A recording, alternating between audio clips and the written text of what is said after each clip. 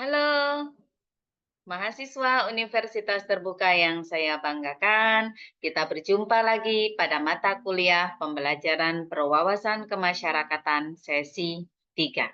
Ya. Pada sesi ini Anda akan belajar tentang program pembinaan kepemudaan. Silahkan dipelajari modul 5 dan 6. Jangan lupa untuk klik kehadiran di sesi 3. Ya.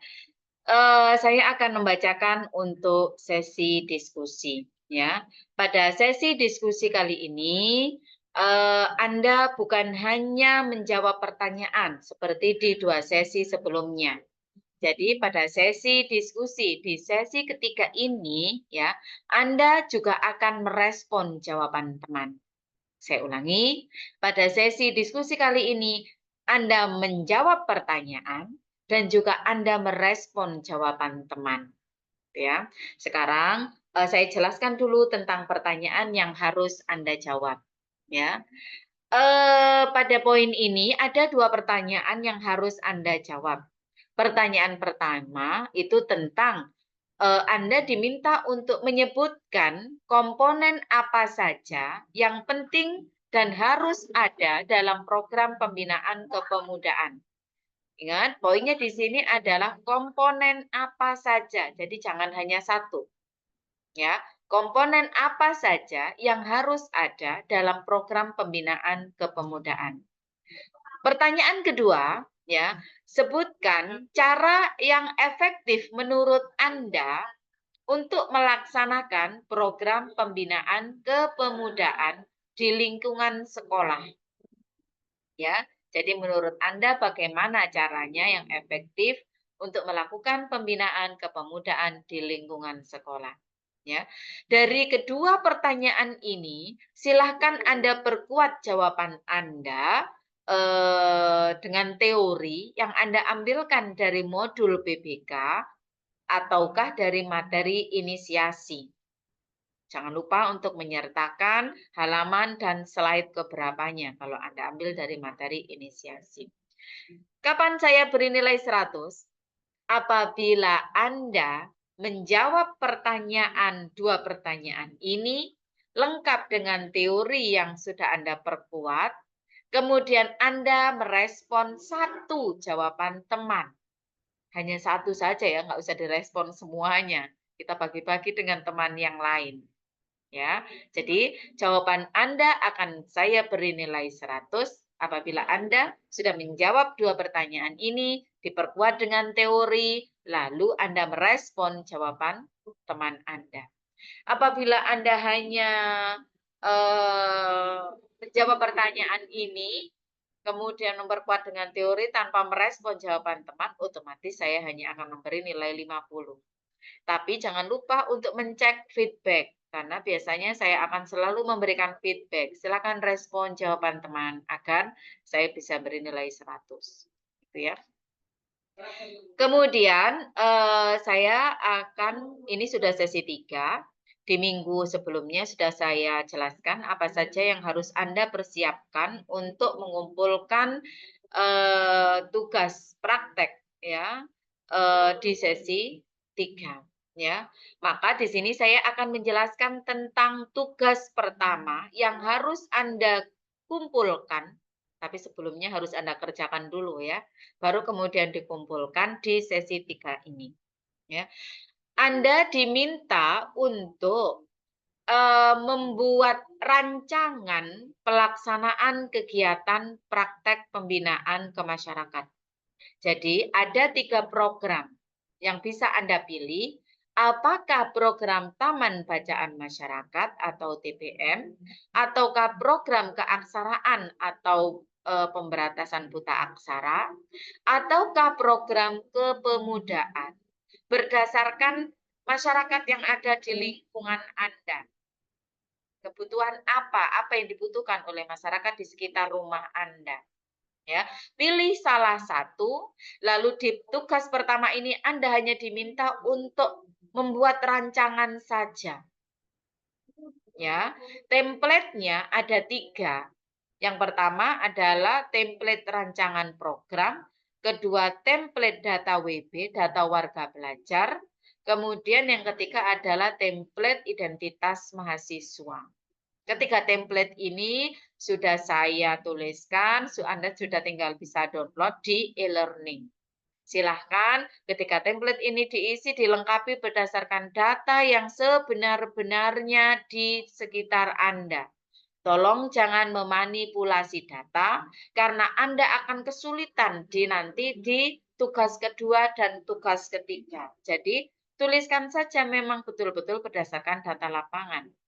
Di minggu yang kemarin, saya sudah meminta Anda untuk melakukan wawancara dengan tokoh masyarakat. Ya, kemudian Anda sudah wawancara, Anda sudah mendapatkan siapa saja warga belajarnya, lalu silahkan Anda datangi satu persatu warga belajar itu. Ya, syarat-syaratnya apa? Sudah ada di e-learning. Misalnya, warga belajar tidak boleh anak SD. Lalu apa namanya?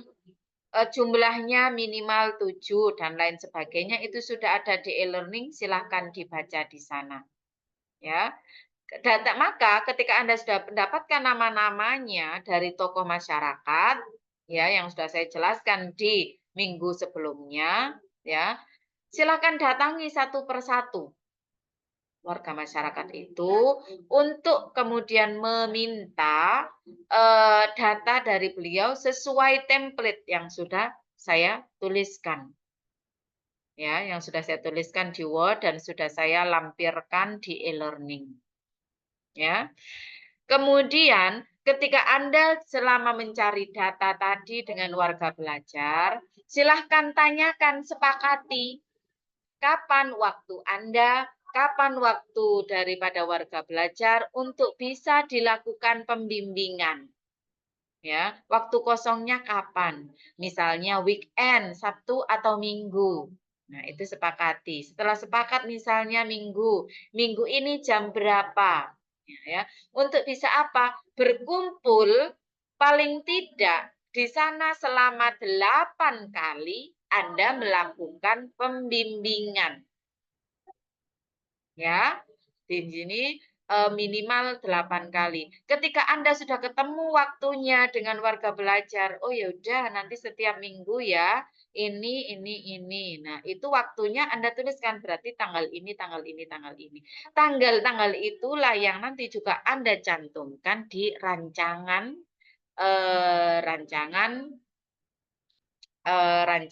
untuk program. Ya. Kemudian di template itu sudah ada bukti foto ataupun produk yang dihasilkan. Tetapi karena ini masih rancangan, di tugas 1 itu masih Anda kosongi tidak masalah, justru harus kosong. Buktinya keterlaksanaan itu nanti baru Anda lengkapi di tugas 2 dan Anda sempurnakan di tugas 3. Entah itu bukti foto ataupun bukti video juga boleh. Video, kalau video mungkin susah, berarti apakah Anda upload di YouTube, lalu linknya diletakkan di dalam tabel, atau Anda letakkan di dalam Google Drive, lalu linknya Anda letakkan di tabel. Jadi saya tinggal klik-klik, gitu saja. Ya. Saya sering melihat beberapa kegiatan satu kegiatan itu dijadikan beberapa kali pertemuan. Tolong jangan lakukan itu. Ya, saya ingatkan ini dari awal, dari sejak tugas 1. Karena saya tidak akan benar-benar memberikan Anda nilai sempurna kalau Anda berbuat seperti itu. Ya, dan saya tidak bisa menambah nilai Anda karena saya sudah ingatkan dari awal. Jadi, saya harap Anda betul-betul karena akan terlihat ya. Jadi misalnya pertemuan pertama kok sama buktinya dengan pertemuan kedua, sama lagi dengan pertemuan ketiga, ini hal yang tidak mungkin. Ya. Jadi Anda memang harus betul-betul membuat 8 kali pembimbingan agar bisa mendapatkan bukti yang berbeda-beda. Tetapi saya ingatkan di tugas 1 ini Anda tidak perlu memberikan bukti keterlaksanaan dan produknya karena memang belum dilakukan. Kalau Anda mau memberikan materinya silahkan. Karena kan selama rancangan Anda sudah bisa membuat materinya. Hari pertama membuat rancangan ini, membuat materi ini, kedua ini sampai ke 8. Ya.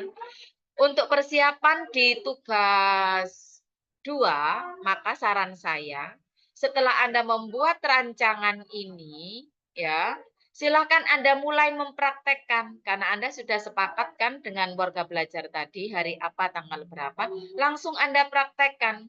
Jadi jangan menunggu di e-learning tugas 2 baru Anda mempraktekkan. Karena kita tidak tahu apa kesibukan warga belajar. Bisa jadi schedule yang sudah disepakati, mereka-mereka tidak bisa, akhirnya acaranya batal. Nah, kemunduran dari schedule yang sudah direncanakan masih bisa dilaksanakan esoknya kalau waktu deadline-nya ini masih ada. Tapi kalau deadline dari terkumpulnya tugas ini sudah habis, saya sudah tidak bisa menambah nilai lagi. Maka saran saya sudah mulai dicicil dari sekarang apa yang harus dipraktekkan di lapangan. Misalnya sudah harus praktek kegiatan 1, sudah harus praktek kegiatan 2. Jadi nanti ketika tugas 2 itu sudah ada bukti yang dilampirkan berupa foto atau video dan juga ada produk dari masyarakat yang bisa untuk dilampirkan di sana. Ya. Jadi seperti kemarin itu ada yang praktek membuat donat, kemudian pertemuan pertama, pertemuan keduanya praktek membuat buket. Nah, ya. Jadi itu semua ada bukti foto, ada bukti video, ya. Ataupun yang untuk keaksaraan, ya, pada hari pertama ini membuat mengajarkan tentang materi ini, lalu bagaimana hasilnya. Jadi dianalisis dari ke-7 warga belajar itu minimal ini ya. Nah, itu A kesulitannya apa, sudah sampai mana, itu sudah ada. Di modul ada semua itu panduannya. Untuk keaksaraan sangat lengkap, ya. Lalu untuk yang taman bacaan bagaimana? Misalnya kegiatan pertama Anda membuat kegiatan bercerita di dalam taman bacaan. Lalu kegiatan kedua membuat apa? Membuat kegiatan untuk lomba, lomba apa? Lomba mewarnai kah? Atau lomba menceritakan kembali tentang teks dan lain sebagainya. Nah, ini adalah beberapa contoh-contoh kegiatan yang bisa Anda lakukan di setiap programnya. Ya, itu saja dari saya. Untuk persiapan ke tugas kedua, silahkan dibuka modul PBK. Jadi, bagi mahasiswa yang melaksanakan program keaksaraan, bisa dibuka modul PBK 6, kegiatan belajar 1 dan 2. Sedangkan untuk yang ingin membuat program Taman Bacaan Masyarakat, bisa dibuka di modul PBK 6, kegiatan belajar 2. Dan untuk yang ingin mempraktekkan program kepemudaan bisa pada modul PPK 6 di kegiatan belajar 3. Ya. Silahkan modul-modul ini Anda pelajari dan Anda jadikan panduan ketika Anda praktek di masyarakat. Demikian penjelasan dari saya. Jangan lupa untuk mulai mempraktekkan pembimbingan yang sudah Anda rencanakan dari sekarang dan lakukan sesuai dengan rencana yang sudah Anda tuliskan. Kalaupun Anda ada perubahan di tengah jalan dari apa yang sudah Anda rencanakan, apakah tidak boleh? Mungkin ada yang bertanya, boleh. Saya jawab boleh. Tapi saya dikabari nanti di chat grup yang ada di e-learning. Jadi komunikasi kita dengan chat grup yang ada di e-learning. Itu saja dari saya. Semangat melakukan pengabdian. Semoga berkah dan semoga mendapatkan semua kebaikan-kebaikan dari apa yang sudah Anda kerjakan. Assalamualaikum warahmatullahi wabarakatuh.